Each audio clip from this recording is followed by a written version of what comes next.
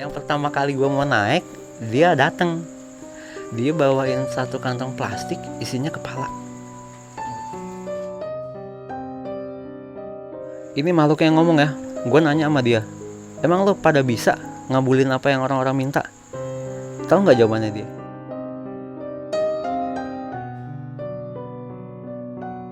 Assalamualaikum warahmatullahi wabarakatuh. Selamat malam teman-teman. Balik lagi di Lentera Malam bareng gua Adit. Sekarang kita lagi ada di segmen Saksi Misteri nih. Mungkin kali ini setnya agak beda ya, karena kali ini narasumber yang akan share ceritanya di sini nggak mau diungkap identitasnya. Sebelumnya kita juga udah pernah pakai konsep kayak gini. Kita bahas tentang kontrakan iblis. Dan sekarang kita bahas tentang pesugihan di Gunung Hejo. Nah, alasan narasumber ini nggak mau dibuka identitasnya karena pembahasan kali ini lumayan sensitif. Yaudah kita kenalan dulu sama narasumbernya, Bang Jo. Bang Jo ini nama samaran ya? Bang Jo, apa kabar Bang Jo? Baik bang. Bang Jo ini jauh-jauh dari salah satu kota di Jawa Barat ya Bang ya? Jawa Barat ya, betul. Tempatnya aja gue samarin nih biar lu lebih aman lagi nih. Iya, boleh. Boleh Bang Jo, sapa dulu ke teman-teman sama kasih sedikit lah alasan kenapa lu nutupin identitas lu. Oke. Ya sebut aja nama gue Jo. Alasan gue nutupin identitas, ya mungkin karena gue mau ngamanin keluarga gue ya. Udah beberapa kali sempat kena gitu. Awalnya mungkin ngincer gue tapi kenanya ke keluarga, jadi gue antisipasinya kayak begini aja. Iya. Karena pembahasan kita kali ini pun cukup sensitif ya. Cukup sensitif ya, agak ekstrim. Karena yang mau kita bahas ini orang-orang yang ilmunya lumayan gede ya. Yaudahlah, berarti kita pembahasan kali ini tempat pesugihan di Gunung. Di Gunung Hejo. Tempatnya di mana sih tuh Bang? Itu di samping rest area 97 apa 94 97 kalau nggak salah. 97, Cipularang ya. Cipularang. Berarti deket-deket apa? Tol. Iya, masih di dalam tol. Oh, dan seingat gue itu KM 97 itu emang terkenal angker ya. Terkenal angker ya. Jadi itu emang di dekat-dekat situ.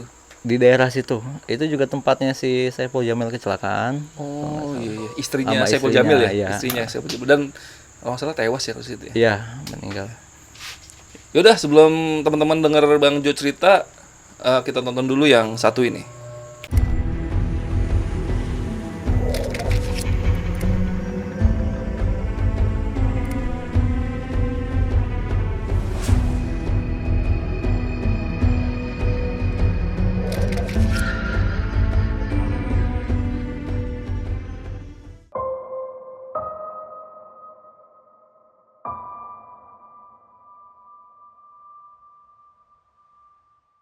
Oke, Bang Jo, boleh cerita sedikit pengalaman lu pas lagi ke Gunung Hejo itu nggak? Ke Gunung Hejo. Oke, itu kejadian di tahun 2018.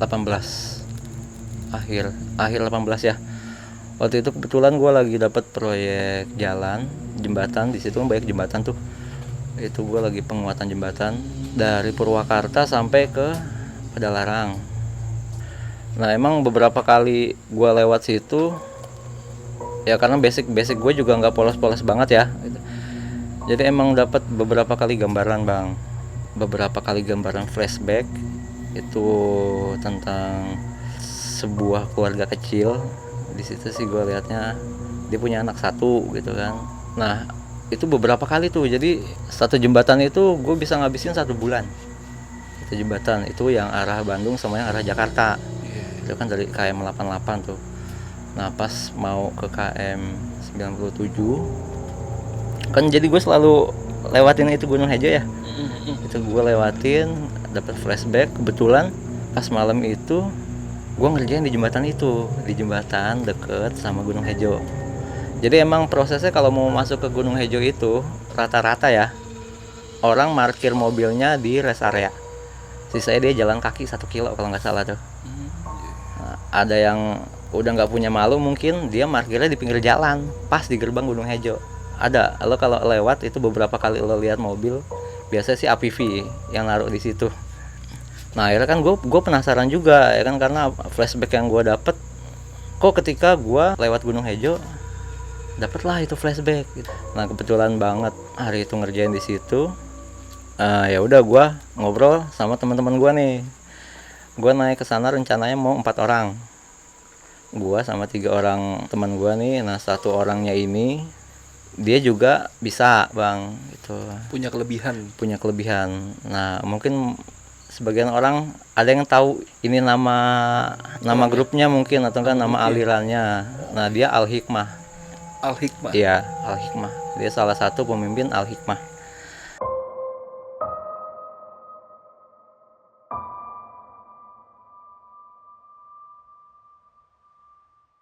Nah naiklah gue berempat nih. Yang gue tahu di situ kalau mau naik nggak bisa hari itu lo mau naik, hari itu naik juga nggak bisa. Karena biasanya lo datang ke situ lo harus ke kuncennya dulu nih bang, ya kan di kuncen ntar lo ada tanya jawab nih keperluan lo apa di sini, mau apanya, biar apa gitu kan. Jadi tujuannya dia nanya si kuncen. Nah biasanya kalau udah tahu tujuannya, kuncen langsung ngecek nih, ngecek hari. Oh kayaknya yang bagus hari Selasa atau nggak hari Jumat nih. Oh, berarti lo balik lagi ntar nunggu hari kesekian baru naik. Tuh. Nah karena gua mungkin orang yang nggak punya adab ya, jadi gua nggak ke kuncen. Gua langsung Nyelonong aja tuh. langsung nyelonong. Di situ sih sebelumnya juga gue udah denger banyak masukan jangan gitu, lo harus ngadep kuncen dulu. Tapi kan gue mikirnya kalau gue ngadep kuncen gue harus nyebutin apa tujuan gue dong. Ya kan logikanya kalau gue datang ke kuncen gue cuma mau bongkar ini tuh nggak bener, dikasih izin gak kira-kira kan enggak. Ya kan akhirnya gue maksa berempat tuh dengan perjanjian teman gue ngamanin teman gue yang satu, gue ngamanin yang satu, kan kita naik berempat tuh. Nyampe lah tuh bang pas di pinggir gerbangnya si Gunung Hejo tuh. Itu gerbangnya Gunung Hejo pas mau naik itu kan kayak tangga ya, jajaran anak tangga naik terus ke atas tuh. Nah di situ biasanya orang-orang harus ambil wudhu dulu. Sekali lagi gue ingetin, jangan pernah ada yang mikir macem-macem atau enggak lo niat macem-macem mau minta sesuatu nih pas naik ke atas. Gue udah ingetin tuh, dan kata mereka juga iya. Naiklah kita, baru beberapa anak tangga ada yang nyambut bang. Kalau gua bentukin modelannya tuh mungkin kayak putri ya, dia cantik, rambutnya panjang kurus. Kalau kuntilanak mungkin serem ya bang. Iya. Kalau ini nggak cantik kok. Cantik banget. Cantik banget. Atasnya cantik tapi bawahnya ular bang. Tuh dia langsung muterin kita berempat. Teman gua yang dua kan polos nih, dia nggak bisa ngeliat, tapi emang dia bilang ini ada apa nih, hawanya langsung beda kata dia bang gitu. Jadi kayak angin segala macam tuh kan. Rata-rata kita kalau deket sama begituan hawanya lain tuh, entah tuh si makhluk ngeluarin hawa dingin atau enggak hawa panas. Nah terus juga gue baru inget nih, maaf nih, kan tingkatan orang ngelihat beda-beda ya bang. Apalagi kan ini ditontonnya sama orang banyak nih. Jadi kalaupun gua ngelihat seperti ini, orang ngelihat bentuknya beda gitu kan, ntar takutnya ada yang komen bentuknya enggak kok, bukan kayak gitu kok. Ini gue balikin lagi, tingkatan manusia buat ngelihat itu beda-beda, tergantung latihan sama ilmu media dah. Nah yang gue heran pas gue naik, dia nggak ngomong apa-apa, dia kayak cuma ngeliatin, oh ini yang mau naik gitu doang. Jadi dia kayak mantau doang. Tapi semakin kita naik dia juga ikut ngedampingin di sampingnya.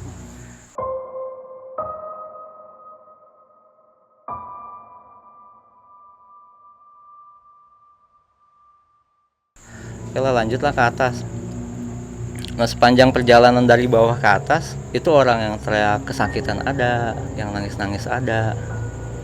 Dan itu yang denger juga bukan gua doang ya, berempat ya, empat-empatnya itu denger.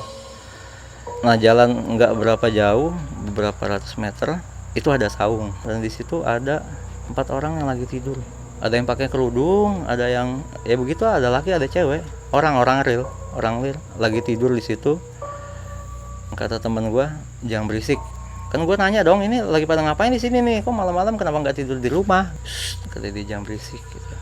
Oke, gue juga nggak banyak komentar. Gue maju lagi, ternyata di depannya itu ada batu ya, ada batu tapi dipagerin sama di keramik putih. Nah di situ ada 2 orang, ibu-ibu sama bapak-bapak, kayak sih suami istri kayaknya. Nah dia lagi ritual, di situ. Nah gue tanya dong sama temen gue kan, ini lagi ritual. Oh berarti yang belakang. Iya, yang belakangnya ngantri. Jadi setelah dia hari itu beres, baru yang lagi tidur tuh besoknya naik satu begitu. Oke, gue bilang oh ya udah, nggak kita gangguin ya kan, karena kita juga kasihan mungkin dia ada niat apa gitu kan. Oke, gue lewatin. Nah dari pos pertama mau ke pos 2 itu emang agak jauh bang. Ini yang agak bahaya karena lo salah jalan dikit bawahnya itu jurang gitu kan. Lo harus lewatin tangga monyet dulu, tangga yang ada talinya itu tuh. Itu lo lewat situ. Ntar kalau yang emang nggak dapet di situ kan prosesnya itu dapat wangsit ya, entah dapat gambaran, dapat bisikan gitu kan. Kalau lo di situ mentok berarti lo nggak lulus, nggak ACC. Nah tapi kalau lo ACC maksudnya di lanjut gitu kan, itu dia ada jalan setapak di belakang pohon gede segede gini nih. Dan lo harus lewatnya pun juga harus muter begini. Jadi lo peluk itu pohon sambil jalan ngerembet ke, baru di situ ada jalan lagi. Nah, lanjut gua naik ke situ. Nah di situ udah mulai ada suara-suara raungan. Ada yang jatuh-jatuh gitu kan. Suara-suara penampakan.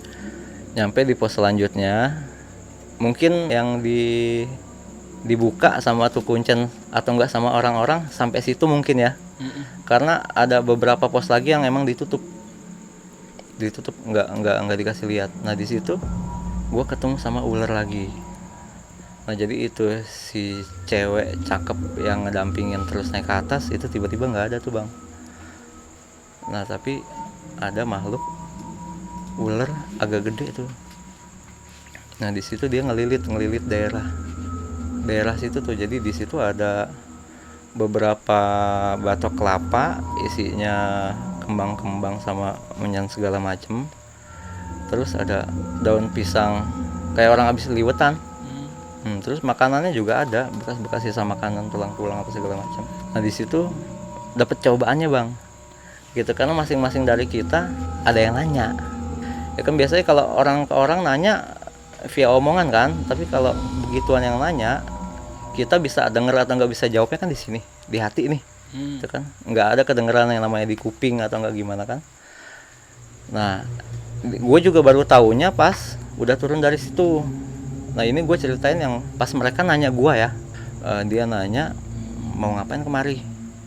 Dia sempat nanya begitu kan, gue bilang nggak ngapa-ngapain, gue cuma mau tahu aja di sini benar apa salah kalau dijadiin tempat begituan. Nah dia nggak jawab, nggak lama dia menawarkan mau karomah apa enggak, biar ilmu lo makin sempurna, kata dia begitu. Wah gue bilang oh ini godaan nih, gue bilang nih nggak mau gue ya kan, tetap gue fokusin, gue cuma nepok ke teman-teman gue jangan mikir yang lain-lain. Gue udah feeling nggak cuma gue doang yang ditanya nih, pasti teman-teman gue pun juga sama ditanya kan. Gue nengok teman-teman gue juga ngangguk iya gitu kan. Nah itu pas dia nanya gitu, itu deket bang, yang tadinya nggak ada tuh tiba-tiba kayak jalan ngedeket. Jadi lo berasa rame, lo berasa dikelilingin. Itu kan emang bentuknya nggak pada kelihatan tapi bayangan-bayangan item-itemnya itu ada di sekeliling lo kan.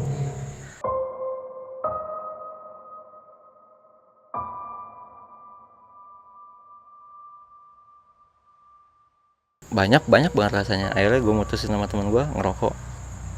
Nah di situ teman gue yang al hikmah maksudnya dia tahu maksud gue mau ke situ tuh.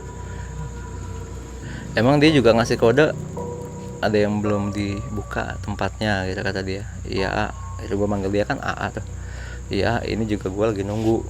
Akhirnya habis ngerokok sebatang, gue tanya dong sama dia kan. Gue mau tahu dong ini pos-posnya buat apa fungsinya, tujuannya buat apa gitu kan. Karena yang nanya ini nawarin gue berarti kan gue tahu nih dia tahu tiap pos itu ada fungsi buat apa aja tuh. Dia langsung ngejelasin, dia bilang pos pertama itu buat kemudahan segala urusan tuh. Entah dia lagi kelibet sama masalah apa atau enggak ada pusing kenapa gitu pos pertama. Nah, pos yang sekarang gue dudukin itu dia buat pangkat, buat naik jabatan. Ya lo mau naik inilah bang gitu kan, masih ya lo segitu doang kan. Nah itu tempatnya di situ. Nah kalau dia bilang lo mau karomah, sebenarnya tempatnya itu ada di bawah lagi. Jadi ada 2 tempat yang ditutupin. Kalaupun lo mau turun ke bawah, lo harus pegangan sama ranting-ranting sama rumput-rumput yang di sekitar tanah itu. Ya kan dia bilang, oh ya udah kalau gitu gue mau lihat dong. Gue tanya begitu kan. 2 teman gue yang polos gue suruh tunggu di situ, karena emang 2 tempat ini bahaya bang.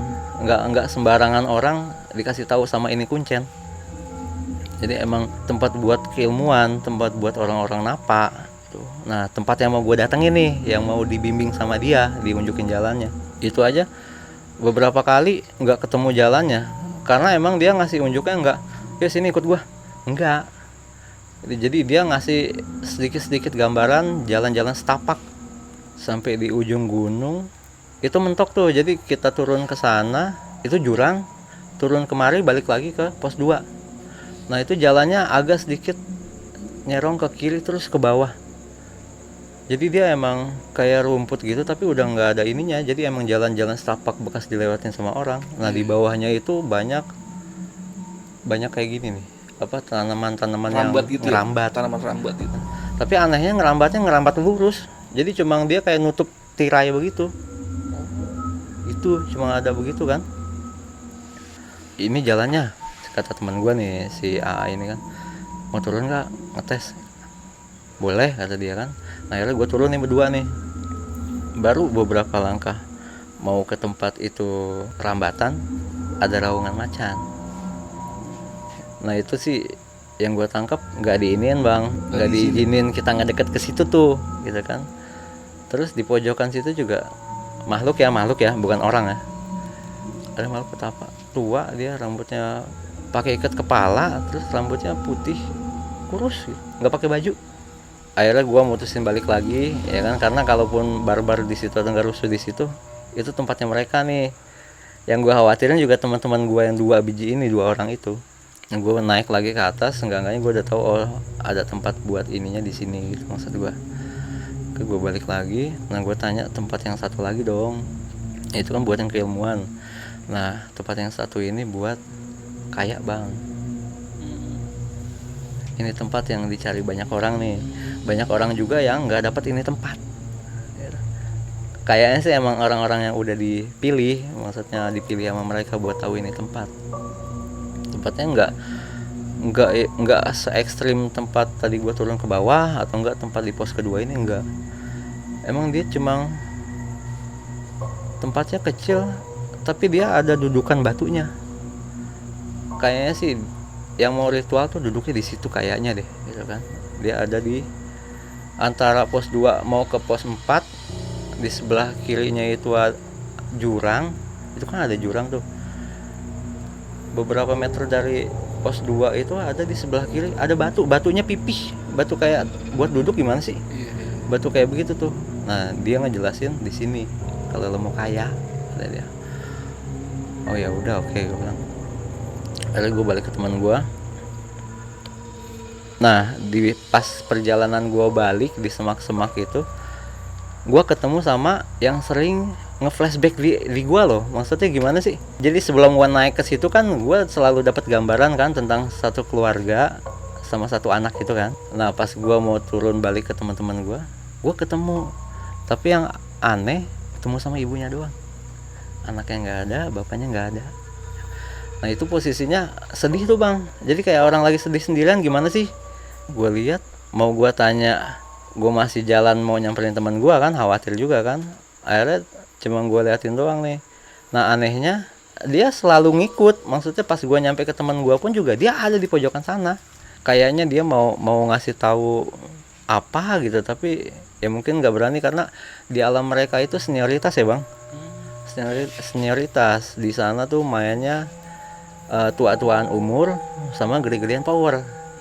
Jadi kalaupun umur lo baru sekian ratus, nah di daerah situ ada yang lebih tinggi lagi, mungkin udah ribuan, lo nggak bisa ngapa-ngapain. Lo harus nurut sama dia. Gitu hukumnya mereka tuh.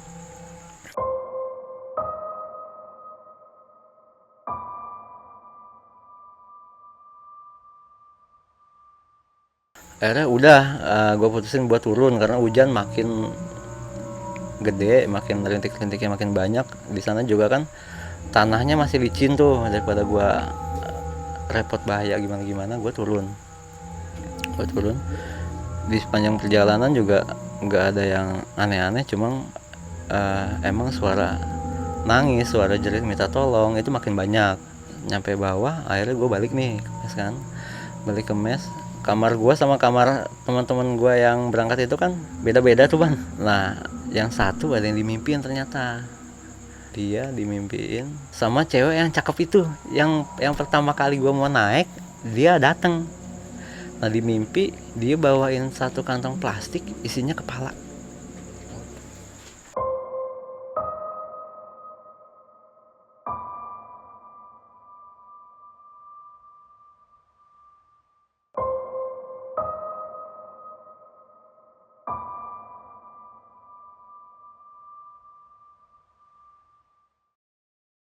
Ini makhluk yang ngomong ya. Gue nanya sama dia, emang lo pada bisa ngabulin apa yang orang-orang minta?